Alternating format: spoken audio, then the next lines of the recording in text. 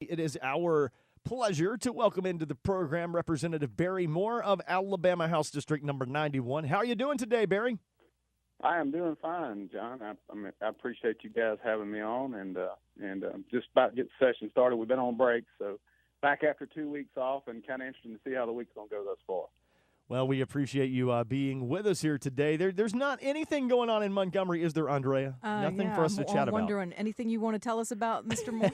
There's a lot going on, guys, and that's part of the issue this year. It just seems like we've kind of been running into a couple of distractions here and there, and of course I guess that's part of the process. I came in 2010, and it seems like we've been it's a challenging job. I tell you that it's a challenging job when everything's going pretty smoothly. You get a little distractions, and it makes it very difficult to do.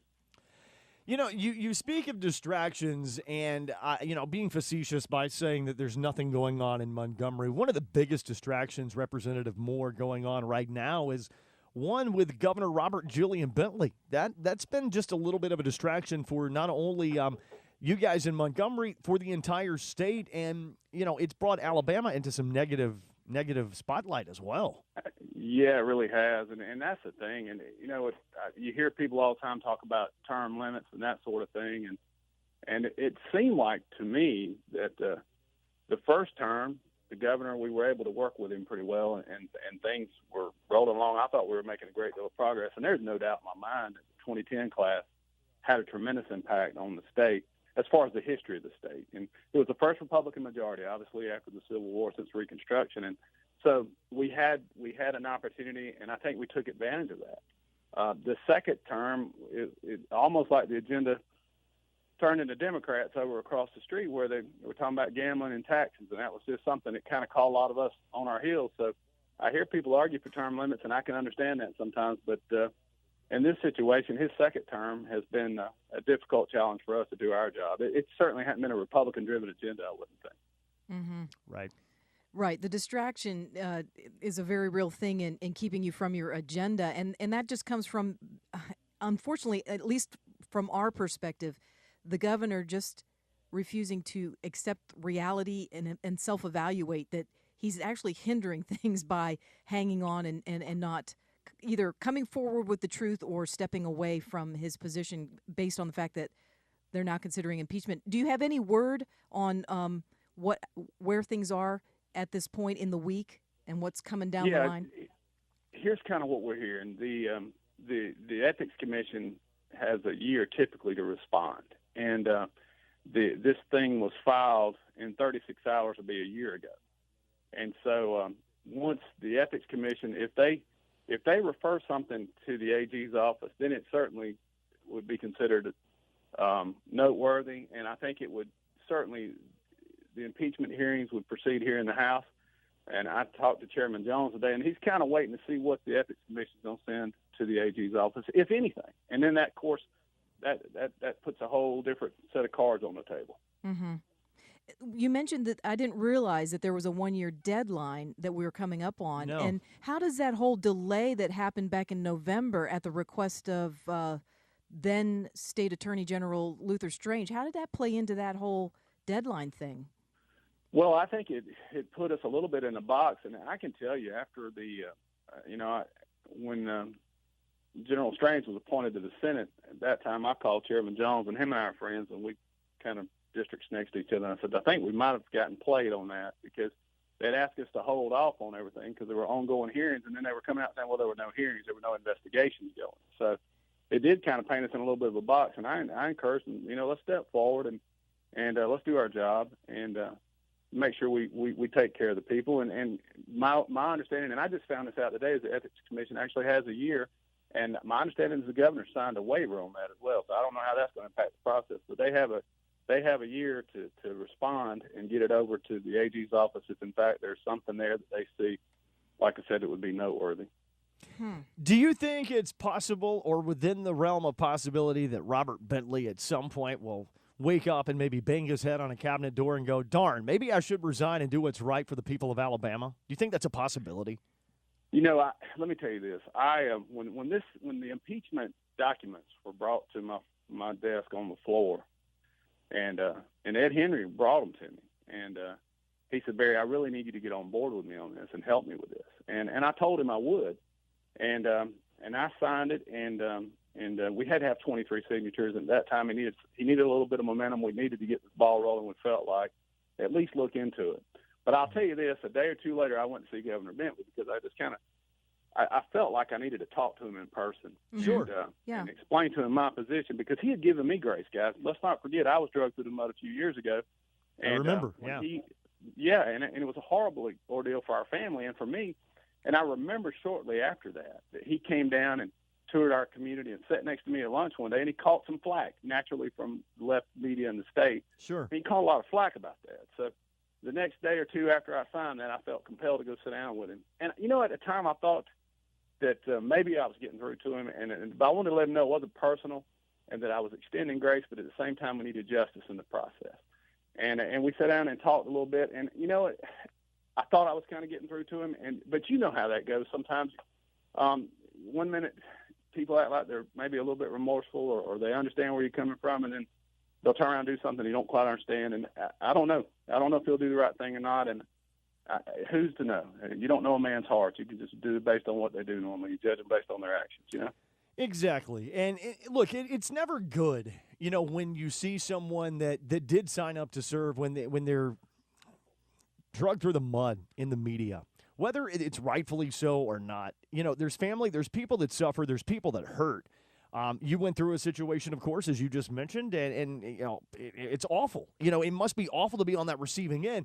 But I think the public opinion on the governor is, sure, what he did was wrong, but it's the fact that he hasn't appeared to repent publicly to the people. I think that's what burns up so many people, Representative Moore. I think that's what upsets so many people is he hasn't just said, look, I was wrong in doing this. It's been deny. And I think that's what's upset the people of Alabama so much. Yeah, we seem to have had just a history of both state and national level politicians who kind of just, do the word dance. Like he said, well, I love all the staff around me. I love them in different ways. So it's an insult to our intelligence, really. I mean, the voter, it's like, come on. We see through all of that. Absolutely. Our guest is Representative Barry Moore from Alabama House District 91. So much to cover, so much to talk about. Representative Moore, we're going to take a short break, come back, and let's continue the chat about what's going on in Montgomery. And let's talk about a little bit about Donald Trump in Washington, too. How's that sound? Sure. All right. Thanks, Scott. We'll be here. All right. Our guest is Representative Barry Moore, House District 91. From Alabama House District 91, it's Representative Barry Moore. Thanks for being with us, Representative Moore. Oh, was he there? Did we lose him? Hello. Hey, I'm here. Sorry. Okay. Sorry, I had a call coming in there and couldn't figure out how to operate this phone. I got you. Man, the world of technology is such a crazy thing. It happens to me. I'll give you one free pass is all you get. So you burnt that one up for today, okay? All right. Hopefully I won't need any more free passes. All right. Sounds good, man.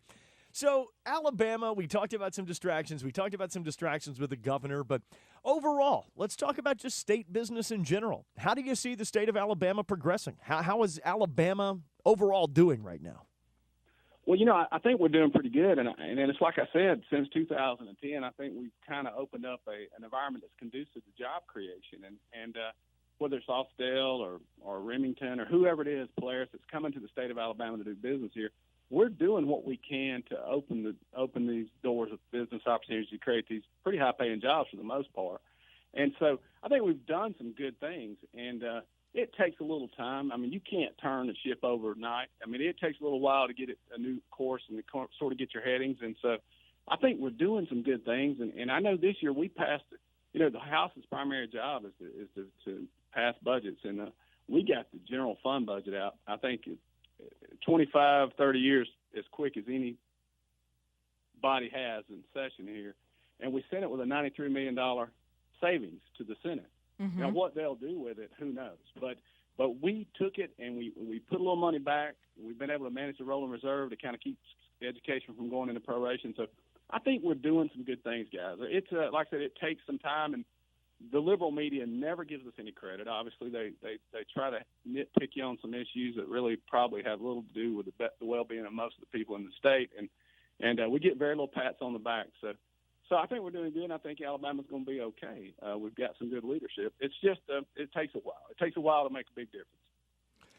What do you think happens to the state of Alabama? I've had a lot of people tell me, oh, if Bentley were to resign or be impeached and removed from office, that would just be detrimental to Alabama. But overall, I think the state government continues to move on because even though he's drugged Alabama through the mud, if you will, the state overall is doing well. There's big business coming into Alabama, and I think if Kay Ivey were to step up to the plate and do her duty and become governor because Bentley resigns or is removed, I think Alabama will continue to be okay. Oh yeah, I mean we have a great deal of experienced leadership here, and in a lot of ways, it might be a hiccup in history, but as far as the process of getting the budgets passed and keeping the state moving in the right direction, I don't see it being a huge issue. Right, I'm with you on that. One of the things, Representative Berry, I noticed that you're a member of the Commerce and Small Business Committee in the House, and one of the stories that caught my eye recently was the bid that's being made for aircraft to be built in Tuskegee and kind of revitalize that area. And I don't know if that's caught your eye, but I just personally thought, wow, that would be exciting. I'm glad to see Alabama moving on making bids to bring this type of aerospace industry into the state. What have you seen develop in the time that you've been on this committee? Well, certainly. I mean, we're so pro-business, and in that committee, I was vice chair before I took over Military and Veterans Affairs, and we have constantly, anytime there was an opportunity to, Ronald Reagan said it. He said the government's idea on the economy is when it's moving, you tax it. If it keeps moving, you regulate it. When it fails, you subsidize. Yeah. And we have worked, yeoman's work to try and reduce taxes and to decrease regulations to allow these companies to come into the state, from tort reform to just a tax break here and there to create these jobs. Because, a lot of times we catch flack for giving tax breaks. But, and I try to explain to my friends across the aisle that, well, yeah, we may give them a little tax break, guys, but 100% of nothing is nothing. So if we're getting 50% of something, we're better off than 100% of nothing. And so once you get those jobs in here, and the manufacturing jobs especially, that money turns over in the local economy, and it just kind of has a healing effect to those communities. So if we could get something at Tuskegee, which is basically an abandoned airfield, and start to see some manufacturing and some high-paying jobs, there is not a better government program than a job. There's not a social program on planet Earth that does as much good for a man and a woman as working for a living, bringing a paycheck home, and looking at your family and saying, hey, I provided this for you with the sweat of my brow. Right. And it's just rare that you have those opportunities in life to impact people's futures. And I think we're painting a real bright future for the state. And it's just, whether it's Airbus, we got Airbus, they came to Mobile a few years ago. Remington, the oldest gun manufacturer in the country, is now manufacturing in Alabama. So we're going to continue to pursue those kind of things. And like I said, we've been here 6 years. It hasn't been a bed of roses, I can tell you that. But we've done some things that we can hang our hat on and say, you know what, at the end of the day, we serve the people well. Our guest is Representative Barry Moore of Alabama House District 91, doing great things down in Montgomery. Let's change gears from Montgomery to the nation's capital. Donald Trump elected in November. A lot of people super excited about it. Of course, those on the left, they're still bitter, butthurt, and crying about it. Devastated. Devastation, I think, is the proper word. Yeah. What do you think about Trump so far, Representative Moore? Oh, I'm really excited. And of course, this is guys, I was the first fella state elected to endorse him. Right. And now me and Ed Henry fussed a little bit about this, but I try to take the credit. He was coming to Alabama when he was one of 19 candidates. And the one thing that I think that we have in politics, and I see it here in Montgomery, there's no doubt it's in D.C., is these groups playing both sides against the middle.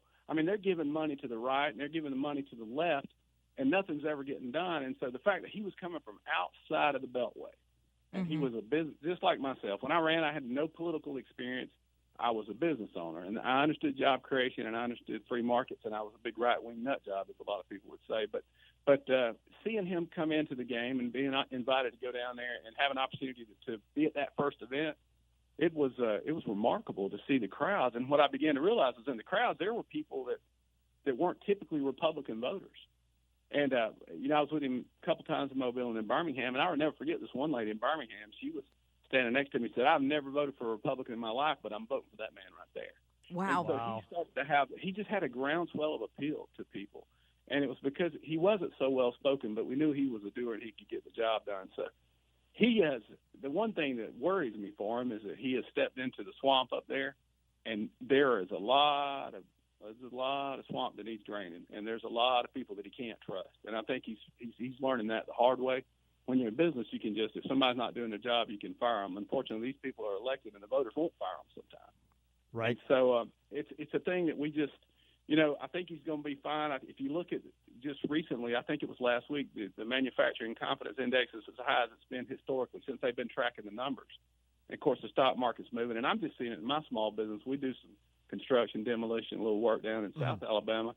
And, by the way, y'all need to be on a radio station in the Wiregrass sometime in the near future. But we'd love that. Down there, we need we're starting to see consumer confidence. Houses are starting to sell. And Trump's made it pretty clear that he's going to invest in our veterans and in our military. And so with Fort Rucker being in my district, that's encouraging. I think he's going to do some great things. I just think it's going to take a little time to get his feet under him, figure out how the process works. But he's a bright guy, and he's super successful and a hard worker. If he can just figure this whole Twitter thing out, I tell you, that's his way. That's the way he directly talks to the people. That's right. And it's somewhat refreshing. I know. It is. And I said this down in Mobile when the second time he came through, on the way to be inaugurated. I said, I know we cringe at some of the things he says sometimes, but he's probably saying a lot of what most of us were thinking. That's exactly right. No politician ever had the courage to say. Well, they would say it. They would have the courage to say it, but it was behind closed doors in front of their keepers. Yeah. That was all. Lights were turned off, right. Supposedly.